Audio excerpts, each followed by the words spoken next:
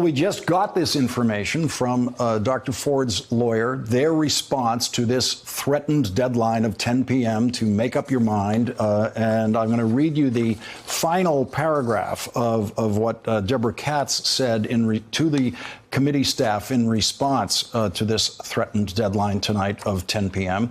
She said the 10 p.m. deadline is arbitrary. Its sole purpose is to bully Dr. Ford and deprive her of the ability to make a considered decision that has life-altering implications for her and her family. She has already been forced out of her home and continues to be subjected to harassment, hate mail, and death threats. Our modest request is that she be given an additional day to make her decision. And I am so glad that Deborah Katz has used the word bully to describe exactly what Chuck Grassley and all of the Republicans in the Senate are trying to do, because every Republican senator has joined and supported Chuck Grassley in the bullying tactics that Chuck Grassley has been using with Dr. Ford. The first deadline that Senator Chuck Grassley gave to Professor Christine Blasey Ford to agree to his terms for her to testify to the Judiciary Committee was 10 a.m. this morning. That was her deadline. And then he moved that deadline to 5 p.m. today. And then he moved that deadline again to 10 p.m. And each time Senator Grassley did that, he did it in the media first. He announced it to the media before he announced it to, communicated directly with Dr. Ford's lawyers. Senator Grassley reached some compromises with Dr. Ford's attorneys, but refused some of Dr. Ford's most important requests. Senator Grassley agreed to the request that Brett Kavanaugh would not be in the room when Dr. Ford is testifying, but did not agree to her request that Brett Kavanaugh testify first. Senator Grassley wants Dr. Ford to testify first, followed by Brett Kavanaugh. Dr. Ford requested that only senators be allowed to ask questions, but Senator Grassley said the committee will, quote, reserve the option to have female staff attorneys who are sensitive to the particulars of Dr. Ford's allegations and are experienced investigators question both witnesses. We believe this will allow for informed questioning, will generate the most insightful testimony, and will help depoliticize the hearing. Chairman Grassley has refused Dr. Ford's request that the committee subpoena the testimony of Mark Judge, who Dr. Ford says was in the room when Brett Kavanaugh sexually assaulted her and participated in that assault. The 10 Democrats on the Senate Judiciary Committee sent a letter to Chairman Grassley today saying, quote, the committee should, at a minimum, hear from the FBI, the individual who administered Dr. Ford's polygraph test, and all witnesses to the event. This includes Mark Judge, each of the individuals Republican staff have contacted, and other relevant witnesses. There is simply no reason not to hear all the facts. The committee should also hear from character witnesses for Judge Kavanaugh and Dr. Ford. It is only fair to both, as well as from outside experts who can speak to these allegations. And one reason the Democrats want outside experts to testify is a tweet by the President of the United States this morning. I have no doubt that if the attack on Dr. Ford was as bad as she says, charges would have been immediately filed with local law enforcement authorities by either her or her loving parents. I ask that she bring those filings forward so that we can learn date, time, and place. As bad as she says. That is the new presidential defense of his nominee. Earlier this week, the president was pretending that he wanted to hear what Dr. Ford had to say, but that's all over now. Donald Trump's not pretending anymore, but he does seem willing to accept the notion that Christine Blasey Ford was attacked by Brett Kavanaugh when they were in high school, but the attack just wasn't that bad. He said, if the attack on Dr. Ford was as bad as she says, the president's acceptance of an attack in that tweet suggests that the White House and the Republicans are anticipating very convincing testimony from Dr. Ford.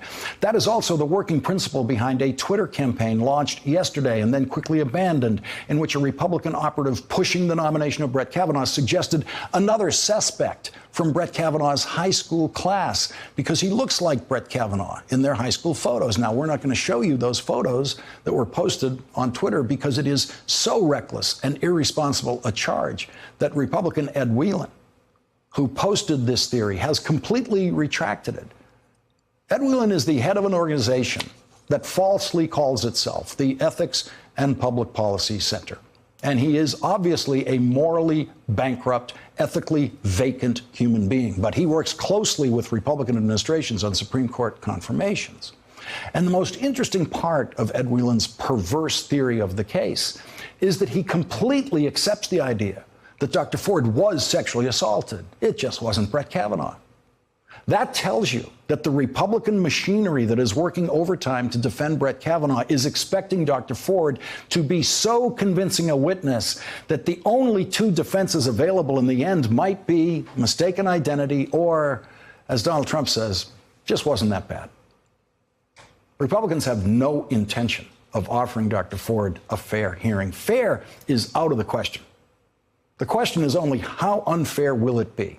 It's going to be so unfair that the Republican leader of the Senate today said he already has the votes for the confirmation of Brett Kavanaugh. It's a done deal. You've watched the fight.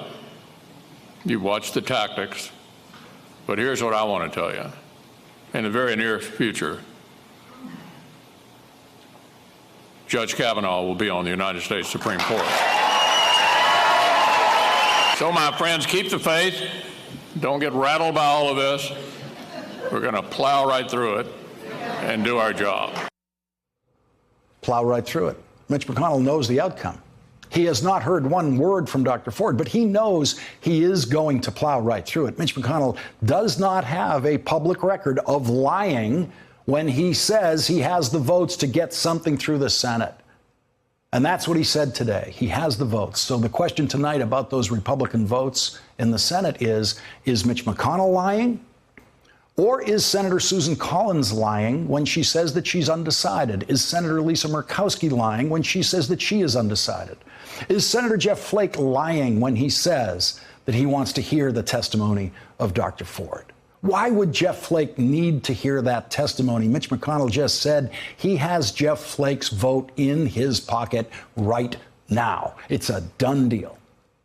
The Democratic senator's letter to Chairman Grassley says there is not an effort to get, this is not an effort to get to the truth. We fear that rather than learning from the past, Senate Republicans and the Trump administration are repeating this committee's previous mistakes and making new ones. Up to this point, the committee majority's treatment of Dr. Ford has unquestionably been worse than the disgraceful treatment that Anita Hill received 27 years ago. And that disgraceful treatment was delivered to Anita Hill by Chuck Grassley, who was a member of the committee then, and by Orrin Hatch, who was a Republican member of the committee then. They have both spent the week lying about the precedent set in the Anita Hill case. And in every such controversy in the confirmation process, the standard procedure of an FBI investigation. They're not doing that for Dr. Ford. No FBI investigation, because their plan is to treat her with even more unfairness than they treated Anita Hill. Anita Hill's accusations got 3 days of testimony in the Senate Judiciary Committee. 22 witnesses were heard. Chuck Grassley wants 1 day of a hearing with only 2 witnesses, Judge Kavanaugh and Dr. Ford. Because Chuck Grassley's job is to do what you just heard Mitch McConnell promise, to just plow right through it. The Democrats want to hear from all the relevant witnesses and, quote, outside experts who can speak to these allegations. That's always a good idea. But now, for fairness, it is an absolutely mandatory idea now that the President of the United States is publicly questioning why Christine Blasey Ford did not report this assault when she was a teenager. The reasons that young girls and women don't report these assaults are well known. They've been discussed many times on television. We know Donald Trump watches television. There is a vast body of scholarly literature about it. There are articles in the popular press about it. And there have been for decades. We all know the painful reasons that sometimes these cases are not reported. Hundreds of thousands of women tweeted today under the hashtag why I didn't report. And I urge you all to spend some time reading their reasons, their personal reasons. Women know the reasons. You know who else knows the reasons? Sexual assaulters. They're counting on women not reporting. And the President of the United States is both an accused sexual assaulter and a confessed sexual assaulter. We all heard him describe the sexual assaultive way in which he likes to grab women when he was recorded on that Access Hollywood bus, surrounded by strangers, a camera crew, a bus driver, all sorts of people he didn't know. And that's what he was willing to confess to them, to strangers. So imagine what his real personal truth and his real personal history is on sexual assault. His first wife accused him of rape under oath. And so an accused sexual assaulter has now given his opinion in a sexual assault case. And his opinion is that whatever Brett Kavanaugh did to Christine Ford, it just wasn't that bad. Wasn't as bad as she says.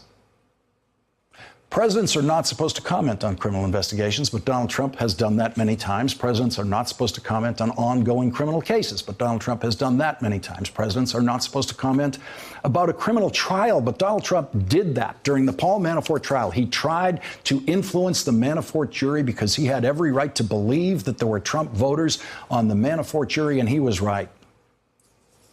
But the one Manafort juror who we heard from was a Trump voter. And she took her oath as a juror very seriously. And she voted guilty on every single count against Paul Manafort. Republican United States senators do not take their oaths as seriously as Paul Manafort's jurors did. And so their minds are made up. If you believe Mitch McConnell, their minds are made up. They're going to plow right through it. Minds are made up before Dr. Ford has spoken a single word. During Charles Manson's trial for multiple murders, President Nixon made the mistake in a rushed answer in a press conference of suggesting that Charles Manson was guilty, and the Nixon White House immediately issued a corrective statement, retracting that comment, saying the president, of course, did not intend to make that comment. The president did not intend to influence that trial or influence that jury in any way.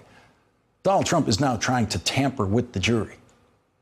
Mitch McConnell has surely told Donald Trump that he has the votes to confirm Judge Kavanaugh. So the Senate is not the jury Donald Trump is trying to influence. Donald Trump is trying to influence the jury that votes on November 6th. He's trying to influence the jury whose first chance to make their statement about what they see in the Senate Judiciary Committee next week will occur on November 6th. And what he's saying to that jury is what Donald Trump has always said. You cannot believe the woman. You must never believe the woman, because whatever happened was not as bad as she says. Thanks for checking out our YouTube channel. Subscribe by clicking on the button below for more from The Last Word and the rest of MSNBC.